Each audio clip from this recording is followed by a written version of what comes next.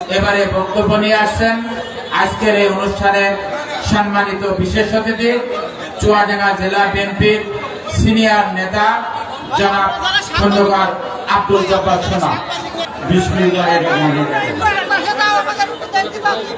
আলোকনগর উপজেলা এবং পৌর বিএনপি আয়োজিত আজকের এই বিশাল জনসভার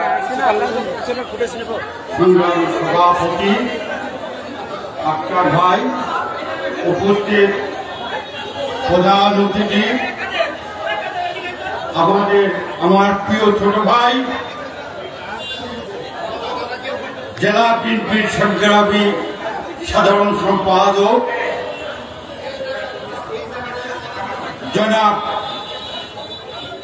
শরীফুজ্জামান শরীফ,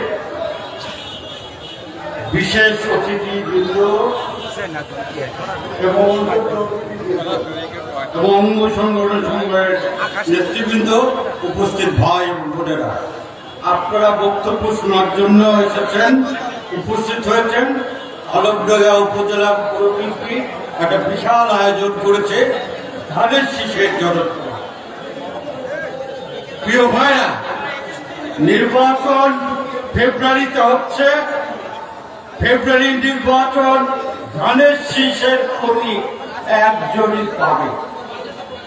এই নির্বাচনে যাতে আমরা জয়লাভ করতে পারি, আমাদের দুইটা সিট, চুয়াডাঙ্গা 1 এবং চুয়াডাঙ্গা 2, দুইটা সিটে আমাদের প্রার্থীদের যাতে আমরা নির্বাচিত করতে পারি, ধানের শীষের ভোট দিয়ে সেই দিকে লক্ষ্য রাখবেন, সবাই ঐক্যবদ্ধ থাকবেন।